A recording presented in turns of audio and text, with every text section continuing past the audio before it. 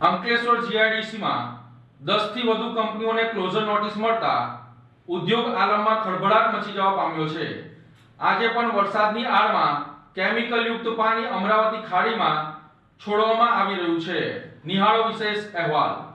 બિનસત્તાવાર મળતી માહિતી મુજબ અંકલેશ્વર જીઆઈડીસીમાં કેટલીક કંપનીઓ દ્વારા વરસાદી કાંસોમાં પ્રદૂષિત પાણી છોડવામાં આવ્યું હોવાની ફરિયાદોના પગલે જીપીસીબી દ્વારા વિવિધ સ્થળોએથી નમૂનાઓ એકત્રિત કરી પૃથક્કરણ અર્થે મોકલવામાં આવ્યા હતા। બિનસત્તાવાર મળતી માહિતી મુજબ આ નમૂનાઓના રિપોર્ટના આધારે જીપીસીબીએ 10 થી વધુ કંપનીઓને ક્લોઝર નોટિસ ફટકારી છે। આ કાર્યવાહી બાદ અંકલેશ્વર ઉદ્યોગમાં ભારે ચિંતાનો માહોલ જોવા મળી રહ્યો છે। આજે અંકલેશ્વર ઇન્ડસ્ટ્રીયલ એસોસિએશનના હોદ્દેદારો, સભ્યો અને કેટલાક ઉદ્યોગપતિઓ ગાંધીનગર ખાતે પહોંચ્યા હોવાનું પણ જાણવા મળ્યું છે, જ્યાં તેઓ સમગ્ર મામલે રજૂઆત કરવા ગયા હોવાની ચર્ચા। અને બીજી તરફ આજે સવારે અંકલેશ્વરમાં પડેલા નજીવા વરસાદ દરમિયાન ફરી એકવાર કેટલાક ઉદ્યોગો દ્વારા કેમિકલયુક્ત પાણી વરસાદી કાંસોમાં છોડવામાં આવ્યું હોવાના દ્રશ્યો સામે આવ્યા હોવાનું સ્થાનિકોમાં ચર્ચાઈ રહ્યું છે।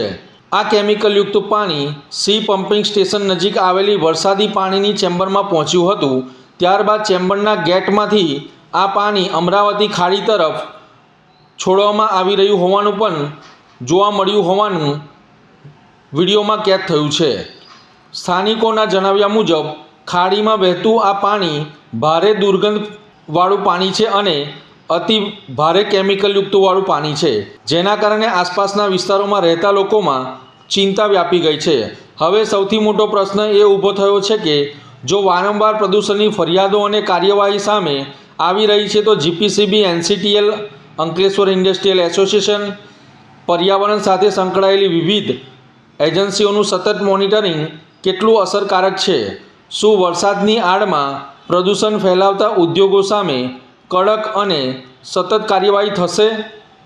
શું માત્ર ક્લોઝર નોટિસ પૂરતું સાબિત થશે કે પછી પ્રદૂષણ પર કાયમી અંકુશ લાવવા માટે વધુ કડક પગલાં ભરવામાં આવશે કે નહીં?